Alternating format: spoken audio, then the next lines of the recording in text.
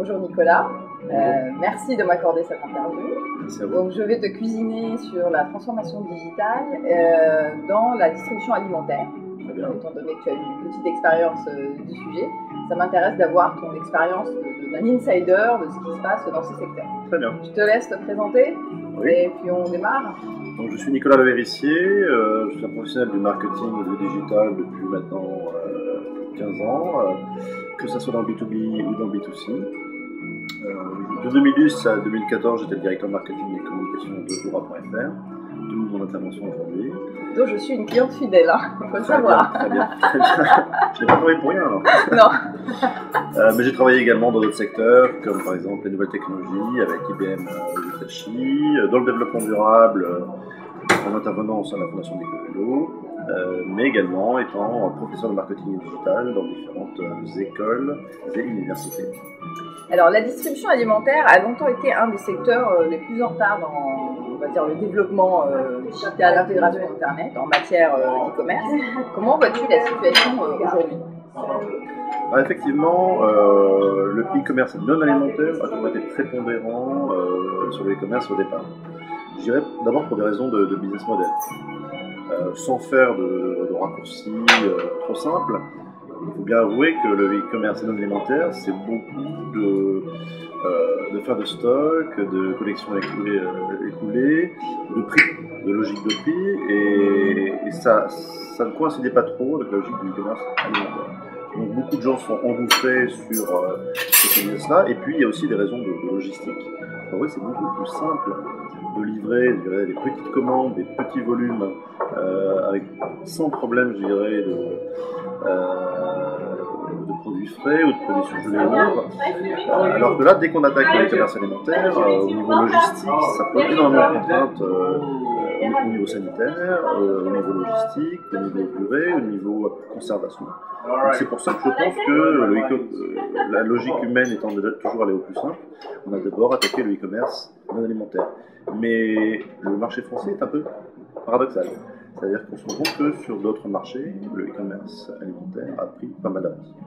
Aujourd'hui, de ce que tu vois du marché, de ta connaissance, on va dire, de l'intérieur, quel rôle ou quelle est la part du digital, que ce soit digital quand on entend e-commerce, Oui. mais aussi digital au sens large, c'est-à-dire en termes de marketing digital, de poids dans la communication, etc. Globalement, quel rôle il joue dans la distribution alimentaire? Qu'est-ce que ça représente? Pour ce qui est du marketing digital, il prend de plus en plus de poids. Et notamment dans les groupes de distribution aujourd'hui, il y a une véritable révolution qui est opérée dans un univers où la tradition, c'est le papier. La Bible, c'est le papier, ce sont des millions de catalogues qui sont distribués dans boîte à lettres. Mais on se rend compte aujourd'hui dans tous les groupes de grande distribution qu'il y a une vraie mutation vers le digital pour beaucoup de raisons. En moyenne, tu as une idée d'un chiffre, par exemple, alors même si ça peut varier entre groupes, mais ça peut coûter combien de budget, par exemple? Ça varie énormément d'un groupe à l'autre. Aujourd'hui, de par mes fonctions de consultant dépendant, je rencontre beaucoup de groupes de distribution et les variations sont énormes d'un groupe à un autre. Mais on n'est pas très loin, dans les 2 ans à venir, je crois, d'avoir un vrai chiffre où on va dépasser, je pense, les 50% du budget. D'accord, à ce point. Oui.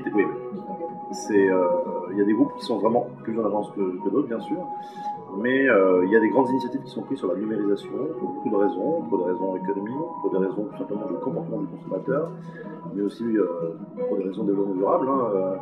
Et hier, j'ai encore vidé ma boîte à lettres, j'ai vu la masse de papier et de cellulose que ça remplit dans la boîte à lettres, c'est quand même considérable. Et je pense que c'est très vertueux justement d'aller vers ça. La grande distribution, comme elle est forte en France, elle a peut-être mis du temps à se révolutionner, à changer ses habitudes, mais aujourd'hui on est vraiment dans une époque charnière.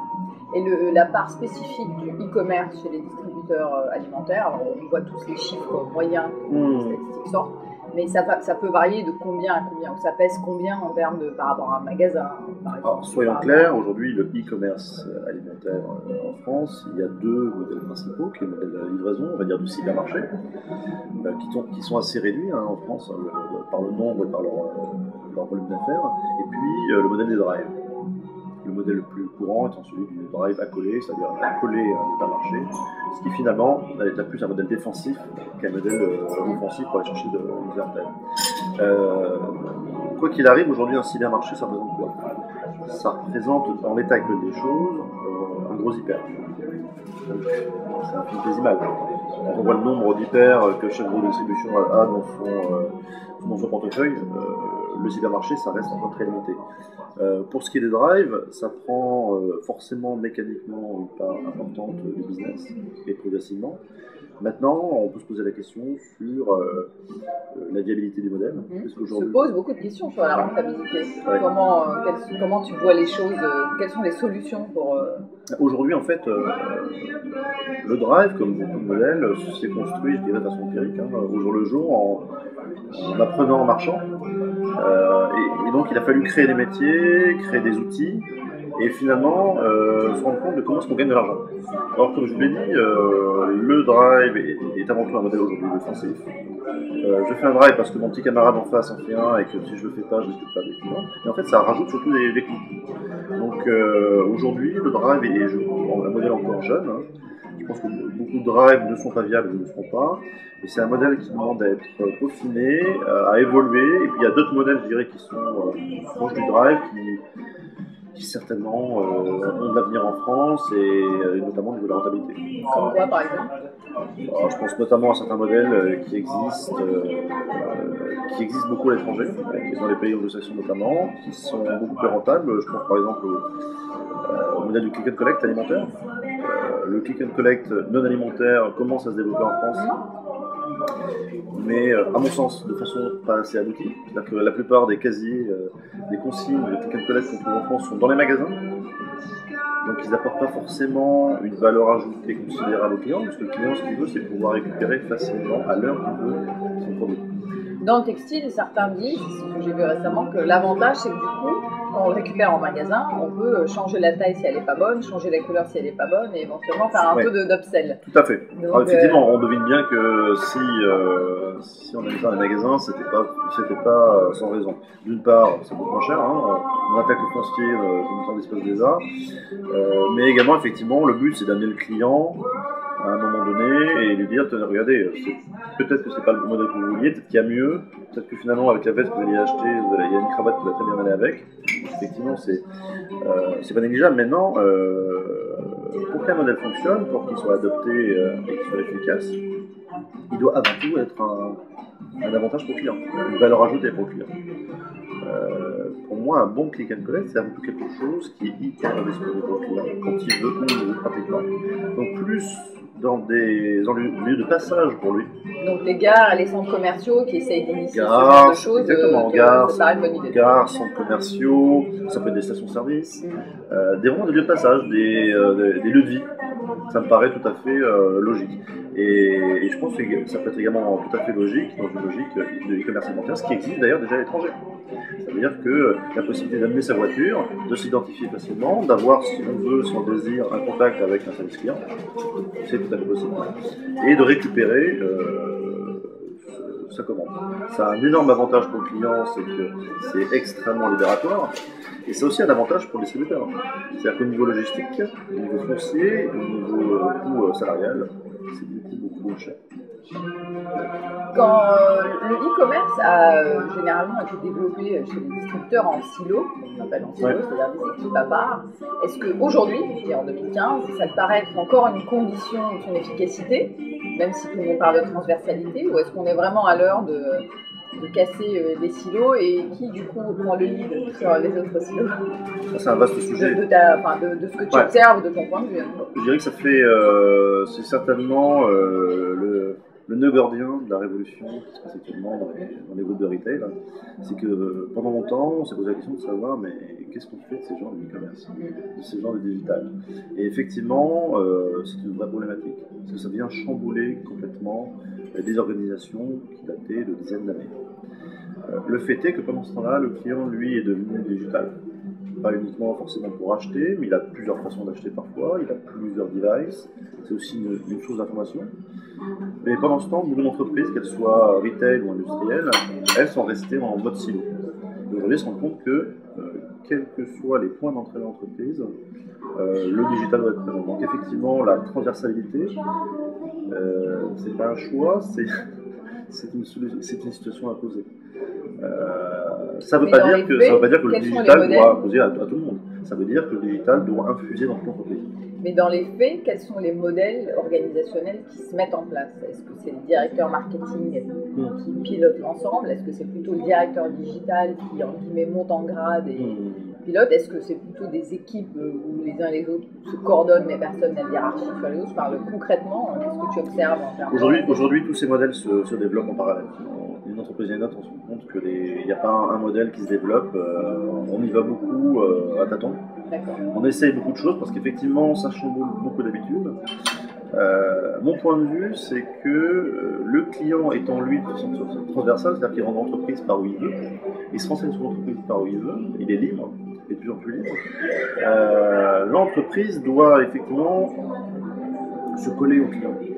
Et donc la logique finalement, ce serait d'avoir non pas un digital ou un e-commerce qui est raccordé au marketing ou au commerce ou je ne sais qui, ça serait de se dire il y a certainement quelque part un directeur omnicanal, multicanal, transcanal, ça va dépendre entre guillemets de la maturité de l'entreprise et qui va faire en sorte que les gens travaillent ensemble. Et je dirais que c'est une grande chance aussi pour l'entreprise.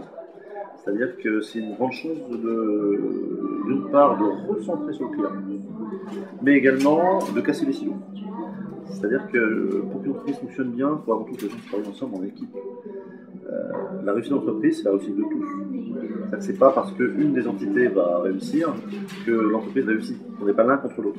Et donc je pense que cette question de digital au sens large est une grande occasion pour l'entreprise pour se recentrer autour du client et de rapprendre peut-être aux gens à travailler ensemble et non pas en parallèle. Aujourd'hui, dans certains grands groupes, il y a des nouvelles directions qui émergent, notamment chez Renault par exemple, qui sont des directions clients, où le but est de mettre le client. Absolument. Est-ce que tu vois ce genre d'organisation qui peut au départ venir aussi en plus de l'existant? Est-ce que ça peut avoir du sens dans la distribution alimentaire ou est-ce que c'est une couche en plus et on n'a tout simplement pas les moyens de la financer en interne, en termes d'organisation? Non, c'est symptomatique. Justement, c'est tout à fait symptomatique de cette prise de conscience. C'est très bon signe. Si justement aujourd'hui on voit de plus en plus parler de direction client, expérience client, relation client, c'est que justement on se rend compte qu'on croyait pratiquer tout ça, mais que la tendance naturelle, et ça c'est encore une fois humain, c'est de penser à soi. C'est de penser, on dit voilà, je pense que le client a besoin de ci, le client a besoin de ça, mais en pratique, il faut avant tout qu'on soit à l'écoute du client, autour du client.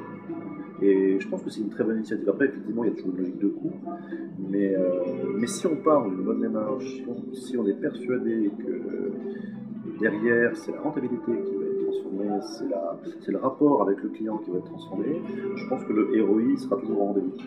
Bon, si on y va uniquement par contrainte, parce qu'on nous dit qu'il faut le faire, je pense qu'effectivement ça ne fonctionnera pas. Mais je pense qu'encore une fois, on est dans une époque charnière où c'est le moment où ceux qui auront l'audace, ceux qui auront aussi l'humilité de retrouver ce souci du client gagneront. Est-ce que pour toi, par rapport aux clients, les enjeux de la distribution alimentaire sont les mêmes que dans la distribution généraliste, et notamment dans le poids de l'acquisition par rapport à la rétention ou à la fidélisation? Que représentent les efforts déjà faits d'un côté et de l'autre, en guillemets Alors là, je vais utiliser des images très simples. L'acquisition, c'est remplir le seau. Il faut bien manger tous les jours. Bien sûr. Si le seau est percé, ça ne sert à rien. Beaucoup de e-commerçants non alimentaires notamment, dans une logique de bulle, donc une logique de revente, ont survalorisé leur acquisition, survalorisé leur trafic. Mais en pratique, quand tu analyses leur fonctionnement, tu te rends compte que l'acquisition est un poids inassumable à long terme. On est en perpétuelle acquisition ou en perpétuel réveil de clients dormants. Et ça coûte extrêmement cher. Donc il est indispensable qu'il y ait un véritable équilibre pour qu'on ait une balance commerciale du client qui soit viable.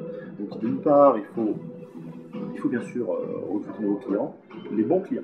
C'est-à-dire que c'est pas faire uniquement du volume, c'est-à-dire qu'il faut faire aussi une démarche statistique de savoir quels sont les clients qui pourront devenir les clients fidèles, actifs, rentables, mais également derrière d'avoir une vraie logique de CRM. Ça paraît être, comment dire, tarte à la crème. Une tarte à la crème, c'est exactement le bon terme, mais en fait, pas du tout.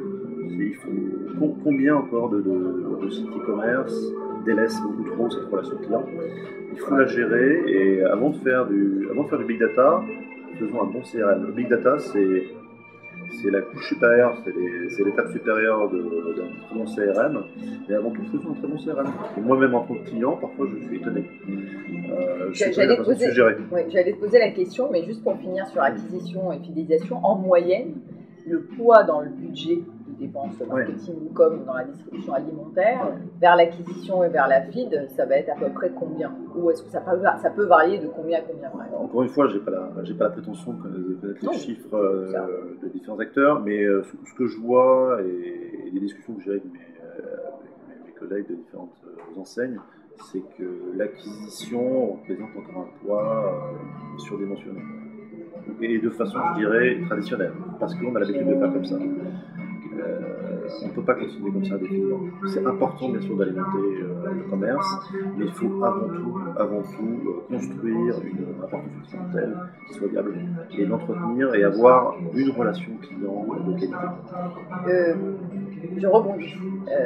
Si tout le monde le dit et aussi peu de gens le font en réalité, à ton avis, c'est lié à quoi? Est-ce que c'est la pression du marché? Est-ce que c'est lié à quoi? On interroge les gens, tout le monde est d'accord sur le principe. Dans les faits, tout le monde n'est pas toujours à la page. Alors, dans le marketing, il y a pas mal de sous-catégories de sciences qui viennent infuser le marketing. Et il y a notamment la sociologie, par exemple, mais il y a aussi la psychologie. Et je dirais que dans l'entreprise, d'un point de vue management général, les gens reviennent assez facilement dans leur zone de confort, à la force de l'habitude. Donc, il est utile souvent de se poser la question de pourquoi est-ce que je fais ça? Pourquoi est-ce que je fais ça? Et est-ce que ce que je fais, c'est dans le sens du client?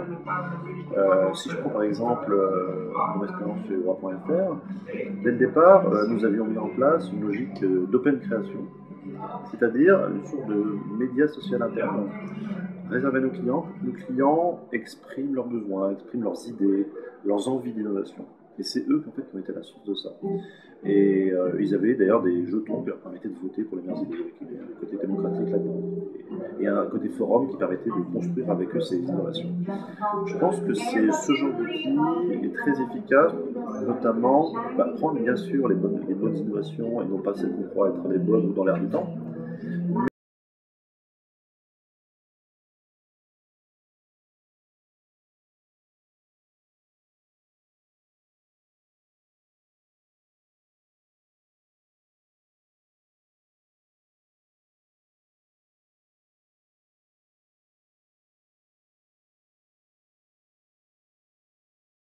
Vous vous rendez compte parfois qu'il y a beaucoup de choses que vous faites par habitude ou parce que ça paraît évident à tout le monde.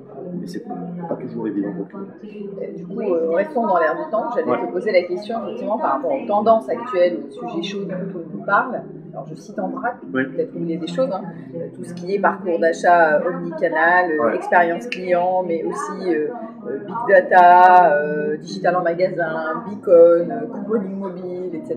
Mais je dis en gros les gros sujets qui sont énormément des sujets du retail. À ton avis, et particulièrement dans l'alimentaire, quels sont les vrais sujets ou les vraies priorités et d'autres qui sont plus des effets de mode?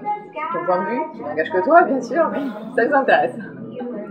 Je pense que effectivement, on se rend compte dans cette énumération qu'il y a énormément d'innovation, qu'il y a énormément de technologies au service du marketing, au service de l'entreprise. Le plus complexe aujourd'hui est d'apporter une cohérence à toutes ces innovations, à tous ces outils. Parce qu'effectivement, mettre en place l'innovation, faire un test par-ci, faire un test par-là, se dire il faut être big data, il faut être beacon, il faut être... La question qu'on doit se poser avant tout, c'est quel est mon but ultime? Quel est mon but ultime et comment toutes ces sources d'informations, je vais pouvoir les corréler? Donc effectivement, le big data, c'est très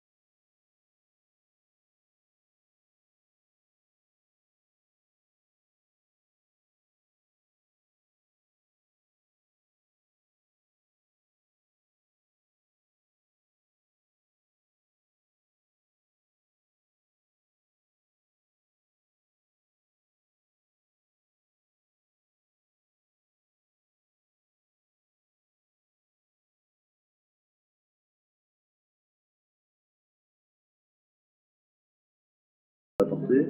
Le moment où vous glissez votre carte dans le lecteur, qui est lui-même généralement un iPhone, vous êtes content.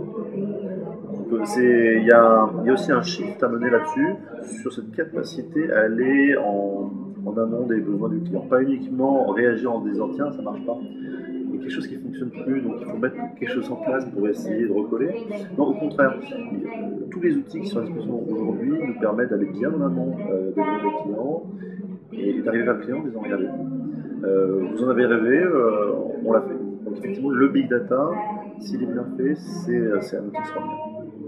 Quand on parle d'innovation, on pense souvent aux startups aujourd'hui. Ouais. J'ai une question sur, à ton avis, la meilleure manière d'exploiter les innovations des startups ou de collaborer avec des startups quand on est une enseigne de distribution. On voit qu'il y a des tentatives aujourd'hui d'aller vers de l'open innovation, des incubateurs, des modèles américains, des labs, etc. De ce que tu as vu sur le marché français, où en est-on et quelle est pour toi la bonne démarche? Est-ce que ça a du sens déjà? Déjà, je trouve que c'est plutôt bon signe quand on est une grande société de se dire il y a plus souple que moi, il y a plus créatif que moi. Je vais peut-être aller chercher l'innovation, la souplesse là où elle est. Donc ça, c'est quand même un très très bon signe. Après, il faut voir le genre de relation qu'on entretient avec ces sociétés-là.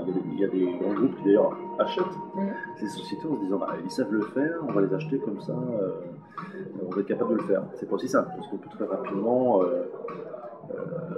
ankyloser la structure et revenir au point de départ. Mais je pense qu'il faut pas hésiter, entre guillemets, à faire ce travail de veille, à ce travail de rencontre. Que ça soit d'ailleurs du grand groupe vers la petite structure ou du lab. Donc, se rencontrer, c'est positif pour les deux.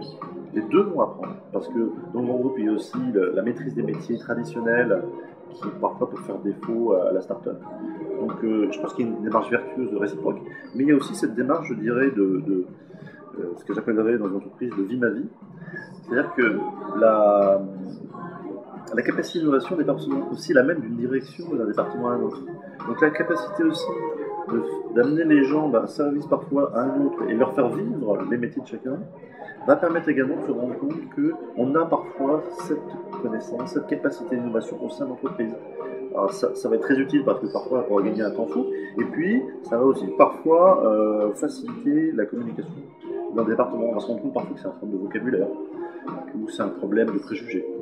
Donc voilà, je pense que c'est important d'infuser entre grandes sociétés et lab, start-up, petites structures innovantes, mais c'est aussi important de se rendre compte parfois des pépites qu'on a au sein de l'entreprise et d'aller les chercher. Il y a beaucoup de startups qu'on voit sur le marché, que moi je rencontre aussi d'ailleurs, justement autour du retail, autour du problème du couponing, et notamment mobile. Il y a plein de gens qui essayent en guillemets de craquer ça en France, et c'est vrai qu'on constate, en tout cas pour l'instant, on n'en est pas encore à des vagues. À ton avis, pourquoi c'est dû? Ou est-ce que c'est structurel, c'est le comportement des Français? Ou est-ce que c'est plutôt des raisons techniques? Ou est-ce que c'est parce que certains distributeurs n'y suivent pas encore et ça bloque le marché? Ton point de vue? Effectivement, moi c'est du vécu. Ça faisait partie des demandes des clients, même si ce n'était pas une demande majeure, de pouvoir bénéficier des coupons physiques existants en distribution et de les récupérer entre guillemets sur le online. Aujourd'hui, enfin jusqu'à encore récemment, tous les acteurs que j'ai rencontrés, mais je demande qu'à être étonné, aucun m'avait proposé un service qui permettait réellement de transposer directement. Il y a des services de e-couponing, il y a des marques directement qui proposent des plateformes de e-couponing, mais ça reste des services fractionnés. C'est-à-dire que soit on va répondre à une partie de nos coupons, soit au coupon de telle marque, de tel industriel, mais ça ne répond pas aujourd'hui, j'ai pas encore trouvé, je demande que ça, j'ai pas encore trouvé de prestataire qui technologiquement a trouvé le moyen pour. Sinon, qu'est-ce qu'il restera à faire pour les commerçants? C'est d'aller faire un travail de découpage et de récupération des petits coupons sur les packaging et autres. Je te laisse imaginer le poids logistique, le temps et l'argent que ça coûterait. Aujourd'hui, c'est pas gérable. Donc, je crois qu'il y a encore, il y a encore de l'innovation à mener. J'ai rencontré des gens qui font des choses très intéressantes, mais on n'est pas encore arrivé aujourd'hui, en tout cas à ma connaissance, à une solution utile. Une ou deux dernières questions pour finir. Hors distribution alimentaire, de manière générale dans la distribution, est-ce qu'il y a 2 ou 3 enseignes qui te paraissent très intéressantes à suivre, qui font des choses très innovantes, qui peuvent changer les choses, voilà, que tu recommandes ou toi tu suis particulièrement? Joker, hors Amazon. Oh. Pourquoi crois-tu que j'allais parler d'Amazon? Dans le vrai, peut-être. Ah bon? Je vois pas de quoi tu vas. Donc, pour pas parler d'eux, donc j'ai pas le droit de prononcer leur nom. Tu peux toujours. Non, mais effectivement, pour ce qui est du e-commerce alimentaire, en tout cas, le marché va forcément se révolutionner. On voit déjà sur les acteurs existants en France qu'il y a un changement qui s'opère. C'est-à-dire que la logique de cluster est en train de se changer. On peut arriver à tomber sur des sites maintenant ou sur des applications où on vous parle en même temps de cybermarché, de drive, d'applications qui vont faciliter votre démarche sur le point de vente. Donc ça, c'est un très bon signe. Mais effectivement, il y a des acteurs hors le marché français qui peuvent difficilement ne pas arriver même sur le marché français parce qu'ils voient que le marché français a un fort potentiel. Donc je ne le citerai pas. Mais effectivement, je vois mal, ce serait très étonnant qu'ils n'arrivent pas sur le marché français. Maintenant, sur d'autres enseignes, il y a effectivement aussi des acteurs qui sont très intéressants. Je pense notamment à des acteurs étrangers comme Tesco et Ocado. Je ne sais pas s'ils ont des vues sur le marché français. En tout cas, ce sont des modèles de cybermarché qui, eux, sont des systèmes aboutis. C'est-à-dire qu'un Tesco ou un Ocado, c'est un centre commercial. C'est pas comme un cybermarché français, c'est-à-dire un cybermarché français, c'est un hypermarché suivant la taille. Eux, ce sont des centres commerciaux. Donc, ils représentent, je dirais, la forme la plus aboutie du cybermarché et je pense qu'ils ont des choses à apporter au marché français. Il y a aussi une entreprise comme Rakuten qui a investi dans le marché français avec Presse Minister, ou le Shop en Suisse. Et puis après, il y a des démarches d'industriels aussi qui sont très intéressantes. Alors, parfois industriels avec leur propre réseau de distribution, je pense notamment à Burberry, qui ont compris que le web, entre guillemets, n'est pas quelque chose qui déprécie la marque, qu'on peut avoir une démarche de brand et une démarche de e-commerce tout à fait cohérente. Et que pour ça, il faut bien réfléchir. Et je pense que quand je vois ce qu'ils ont fait, ce qu'ils font actuellement, je suis certain que ça leur a permis également de réfléchir sur leur clientèle, leur relation client. Et c'est un très bon exemple, je dirais, de complémentarité entre du marketing digital, du brand marketing, du e-commerce. Je pense que ça vient justement, pour revenir à une des premières questions, ça vient enrichir la relation client et l'expérience client. Et pour finir, une question surprise. Voilà. Toi, en tant que client, en tant que consommateur aujourd'hui de la distribution, notamment alimentaire, qu'est-ce qui te frustre? Et donc, du coup, ce qui donne des perspectives d'évolution. Mais qu'est-ce qui te frustre en tant que ton expérience client personnelle? Alors moi, je suis un client bizarre parce que je suis un client qui tout de suite va chercher les câbles qui sont derrière. Oui, c'est de la triche, ça. Voilà, donc je suis typiquement le type de client qu'on va pas faire s'exprimer dans les panels parce que j'ai pas un comportement normal et j'ai tendance à aller voir la petite bête. Ce qui me frustre souvent, c'est que, étant bien sûr client de e-commerce alimentaire et non alimentaire, à chaque fois j'ai tendance à me dire, mais je vois des opportunités. Je suis client, j'achète quelque chose, je me dis, oh là là, mais je vois le next step, je me mets à leur place, j'aurais fait de l'upsell là-dessus, j'aurais fait du cross-sell, avec tout ce qu'ils savent sur moi. Mais pourquoi est-ce qu'ils ne me proposent pas ça? Pourquoi est-ce qu'ils ne me parlent pas? Et c'est vrai que c'est assez surprenant. Alors c'est surprenant, et bon, ça peut avoir un côté déceptif, mais c'est aussi une extraordinaire opportunité, c'est se dire qu'aujourd'hui, il y a beaucoup même de très belles enseignes online où il y a encore beaucoup à faire, où sur leur base client existante déjà, il y a un travail, je dirais, d'augmentation des paniers, d'augmentation de fréquence du panier, de travail sur la relation client, et même sur certaines marques que je t'ai encore cité récemment. Je vois par exemple, quand je vois l'équipement Apple que j'ai utilisé, je suis étonné par exemple qu'Apple ne me parle pas plus. Quelqu'un m'a dit hier que c'est parce que quand tu étais Apple, tu pouvais plus passer à autre chose. J'y crois pas, ça m'est déjà arrivé. J'ai déjà été infidèle avec Apple. Mais c'est un coming out. Ouais, je suis désolé. Mais non, mais effectivement, moi, en tant que consommateur, en tant que client, je dirais un peu bizarre, puisque client et en même temps marketeur et en même temps en monde digital, je vois qu'il y a encore énormément d'opportunités d'aller améliorer l'expérience client et d'aller beaucoup plus parler au client de façon personnalisée. Et ça veut dire qu'on est loin de notre arrivée au bout du e-commerce. Même sur des enseignes qui ont sur rue, qui sont extrêmement connues, je pense que si elles arrivent encore à garder cette écoute du client, cette proximité du client et ce sens de l'innovation, elles ont encore de très très beaux jours à vivre et qu'il y a encore de nouvelles étapes de croissance. C'est ça qui est important en fait. C'est de ne jamais croire qu'on est arrivé à maturité et qu'on fait tout. C'est garder cette humilité qui vous oblige à vous renouveler, à vous mettre en cause. C'est vrai pour le commerce physique, que ce soit pour l'épicier, que ce soit pour le commerçant physique, mais c'est aussi très très vrai pour le e-commerçant, parce que le e-commerce ça va très très vite. On parlait de fidélité, il y a énormément de grands acteurs du digital du e-commerce qui étaient les Facebook, les Google, les Amazon il y a quelques années, qui ont disparu ou qui sont à moitié morts. Pourquoi? Souvent c'est parce que ils ont beaucoup pensé stratégie, ils ont beaucoup pensé brand stretching, spin-off, et ils ont peut-être perdu le sens du client. Donc je pense que ceux qui gagneront demain sont ceux justement qui garderont cette écoute du client, cette proximité. Merci Nicolas. Merci.